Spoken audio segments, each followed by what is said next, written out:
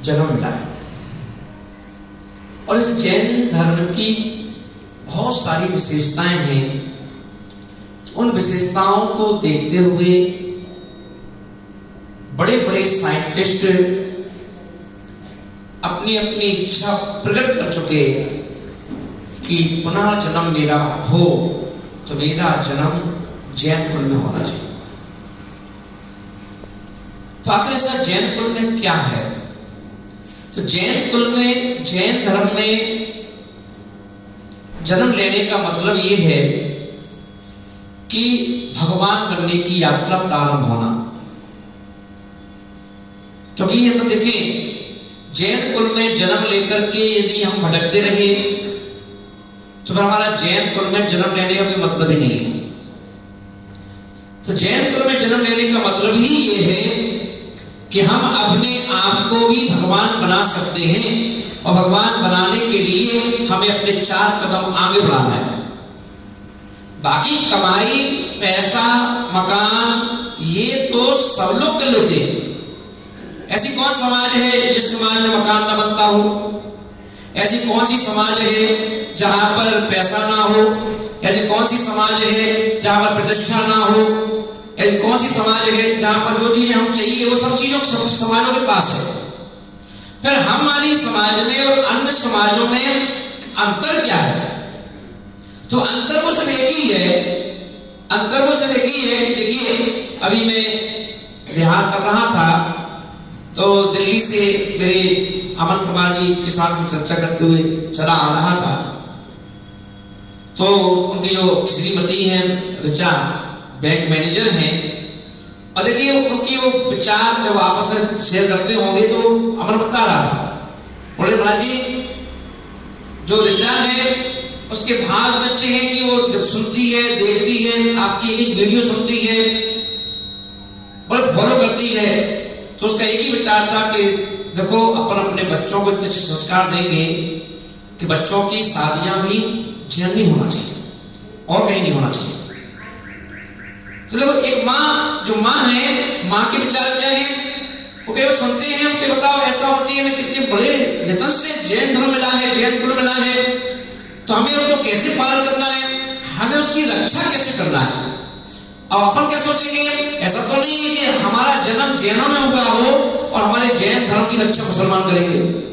वो क्यों करेंगे? हिंदू करेंगे, वो क्यों करेंगे? है ना, वो तो लूटेंगे।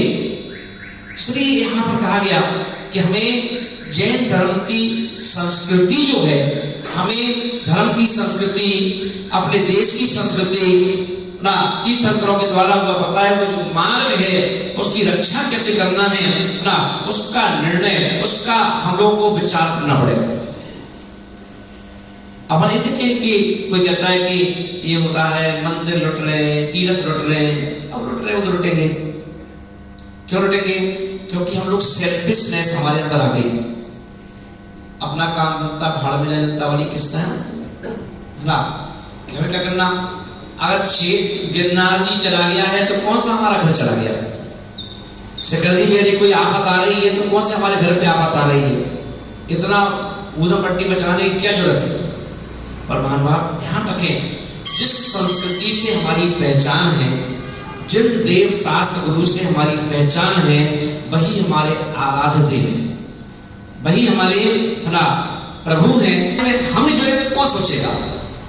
कौन सोचेगा ना। इसलिए महानुभाव, सम्यक दर्शन के 8 अंग हैं। उन 8 अंगों में एक अंग है धर्म प्रभावना। बोले धर्म प्रभावना करने का सभी को राइट्स है और सभी को करना चाहिए धर्म प्रभावना। तो क्यों? धर्म प्रभावना करने से हमारे भगवान बनने का मार्ग प्रशस्त होता है। इसलिए हम देखते हैं कि जुलूस निकालते क्यों है अपन, है ना, प्रभावना के लिए। कभी कभी रथ यात्रा निकलना की, हमारे गुमास्ता की रथ यात्रा है तो गुमास्ता के लोग इकट्ठे हो जाएंगे। अब गुमास्ता के लोग कितने होंगे? 200, 300, 400 लोग। अब 400 लोग जुलूस में निकलेंगे, 1-2 राउंड यहाँ कर लेके वापस आ जाएंगे। बोले हो गई, क्या किया आपने? प्रभावना। तो ऐसे ही एक बृहद प्रभावना भी होना चाहिए। अभी मनोज जी बता रहे थे कि पास में कौन सा मंदिर है हनुमान जी का, बोले कि 3 बजे सुबह, रात को 3 बजे से प्रभात फेरी निकलना चालू हुई, पूरे दिन की 4 बजे वो प्रभात फेरी खत्म हुई। इतनी जबरदस्त भीड़ थी, है ना। तो अब ये क्या है, अब उनको कहो कि पागल हो गए, तो रात को 3 बजे फटाके फोड़ रहे, उधर पट्टी मचा रहे, क्या कर रहे हैं? उधर पट्टी नहीं कर रहे, वो धर्म प्रभावना है, ये प्रभावना है ना। तो जब वो इतनी प्रभावना कर सकते हैं तो हम अपनी धर्म की प्रभावना नहीं कर सकते। पहले के समय में हमारे यहाँ भी महावीर जयंती पर प्रभात फेरी निकला करती थी, पूरे नगर का चक्कर लगाया करते थे, है ना। सिखों में भी आज भी परंपरा है, 1 महीने तक लगातार उनकी प्रभात फेरी निकलती है सुबह सुबह, है ना। अब ये बात अलग है कि हम लोग थोड़ा पीछे हो गए, सुकमान हो गए, कौन उठे सुबह, कौन जाएगा, ना हमारी बहू बेटी जाएगी, ना 5 बजे धर्म का इतना कैसे झंडा बजाना, झंडा लेके चले, है ना। अब हम लोग ने अपने आप को भगवान से बड़ा मान लिया, इसलिए हम लोग क्या करते हैं, मंदिर का झंडा उठाने में भी हमको शर्म लगती है, कौन झंडा उठाए, है ना। इसलिए हम लोग क्या करते हैं, जैन धर्म का जुलूस निकलना हो तो झंडा भी हम लोग किराए के व्यक्ति बुलाते हैं कि किराए के व्यक्ति को झंडा पकड़ा दो। और पहले के समय में जो हमारे समाज के वयोवृद्ध लोग होते थे वो झंडा उठाते थे कि हम झंडा पकड़ेंगे, तो कहते हमारे धर्म का झंडा है। जब एक देश का झंडा होता है, कॉमनवेल्थ हो, गेम्स या ओलंपिक हो, इनमें जब जो दल बनता है 100 लोगों का, 150 लोगों का, तो जब वो कोई एशियाड हो तो उसमें जो प्रथम दिन होता है, उसमें सारे देश के लोग अपने अपने देश का झंडा लेके चलते हैं। तो उसमें देश में हमारे देश का झंडा उस ओलंपिक में कौन लेके चलेगा, तो इस बात पर नाम निकाले जाते हैं। तो नाम ऐसा ही निकाला जाता है किसी का कि किसी किराए के व्यक्ति का निकाल लो। तो सोचो, देश के झंडे की बात कर रहा हूं, देश के झंडे को नॉमिनेट किया जाता है। जब अभी यहाँ कॉमनवेल्थ हुआ था तो उसमें क्रिकेट के भगवान कहे जाने वाले सचिन तेंदुलकर का नाम निकला था कि देश का झंडा लेकर के सचिन तेंदुलकर चलेंगे। अब वो कह देता, पागलों के झंडा लेके हम चलेंगे, इतने बड़े भगवान हैं, क्रिकेट के देवता, और हम झंडा लेके चलेंगे, है ना। पर नहीं, खुश हो गए, ओहो मेरा नाम लिखा, मेरा नाम, मैं झंडा लेके चलूंगा देश का। गौरवान्वित महसूस हुए और इस बात की उनको बधाई मिली कि यार तुम्हें 1 अरब 40 करोड़ लोगों में देश का ध्वज लेने का अधिकार तुम्हें दिया गया, तुम लेके चलोगे। पर अपन लोग सोचो, अपन लोग को बोलो देश का झंडा है, अपन लोग को 3 लोग के नाम का झंडा है। सोचो उसके लिए कितना हम लोग को लालच होना चाहिए कि मुझे नंबर मिल जाए, मैं लेके चलूं ना। पर अपन लोगों ने क्या किया, अपने अधिकारों को छोड़ा है। और यही कारण है कि जैन समाज एक बहुत बड़ी समाज थी। मैंने कल परसों भी कहा था कि जैसे आज अपन कहते हैं कि देश में 70 करोड़ हिंदू समाज है, कहते हैं अपन, तो ऐसा नहीं, एक समय इसका उल्टा था। जितना अपन उनको बोल रहे हैं इससे ज्यादा अपने जैन थे। पर आज अपन क्या होगा, अब सब लोग चेंज हो गए। क्यों चेंज हो गए? क्योंकि हम लोगों ने क्या किया, अपने कर्तव्यों को छोड़ा है। आज अपन इतना कर रहे हैं, मात्र इतना सा जो धर्म है, धर्म को यदि कभी कभी अपन अगर एनालाइज करें तो अपन देखेंगे कि आज की डेट में जो हम लोग धर्म कर रहे हैं वो मुश्किल से 15% है।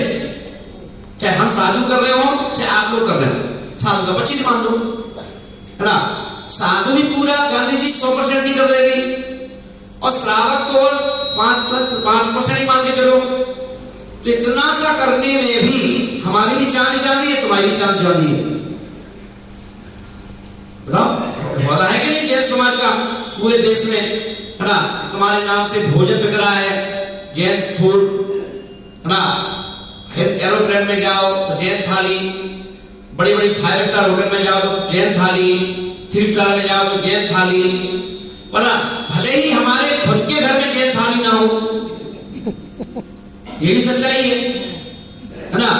क्योंकि अब सोचो, भले हमारे घरों में जैन थाली नहीं है, पर ट्रेनों में, प्लेनों में, होटल में जो अन्य समाज के लोग हैं, अगर उनको अपनी संस्कृति की रक्षा करने का मन है तो वो वहां भी जैन थाली मांगते हैं कि हमारी संस्कृति रक्षा हो सकती है, जैन थाली मांग लो, है ना।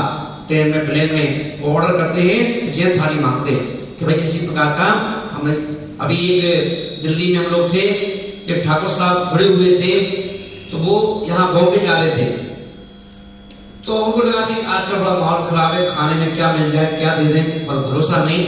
तो उन्होंने राजधानी से जा रहे थे, राजधानी में ऑर्डर किया उन्होंने, जैन थाली लाओ।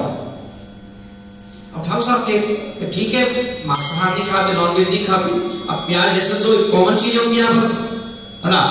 तो जब थाली आई तो उन्होंने वेटर से कहा कि भाई प्याज तो ला के दे दो।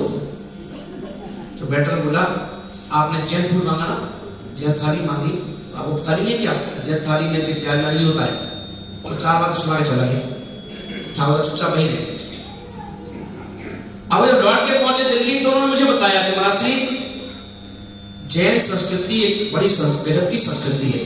तो बताओ कि जैन फूड के बारे में जितने वर्कर हैं जो सर्व करते हैं, उन्हें भी मालूम है कि भैया प्याज और लहसुन का काम नहीं है जैन थाली में, है ना। बोले कि मान गए।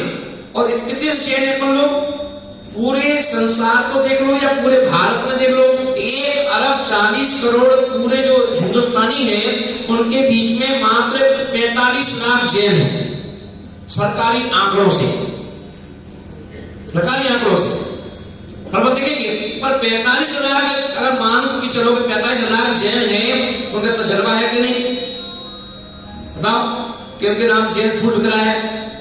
अगर कहीं होटल पर नाम लिख दो जैन भोजनालय, है ना, हस्तिनापुर जाओ तो पूरे रास्ते में लिखा जैन शिकंजी, जैन शिकंजी, है ना। तो लोग खुश होते हैं, जैन शिकंजी, ओ चलिए आप पियो, मान लो कि यहाँ संस्कृति रक्षा हो गई।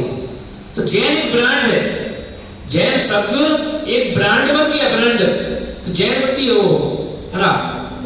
तो महानुभाव कहने का अर्थ है कि हम सबको, हम लोग जब जैन कुल में जन्म लेते हैं तो पहला काम यही है कि जैन कुल में जन्म लेना, बड़े होना, कमाना, खाना, पढ़ना, ये तो सब ठीक है, कॉमन चीज है। पर जैन कुल में जन्म लेकर के जैन संस्कृति की रक्षा करने का कर्तव्य भी हम लोगों को बच्चों के दिमाग में भर देना चाहिए। बेटा जैन है और जैनों के लिए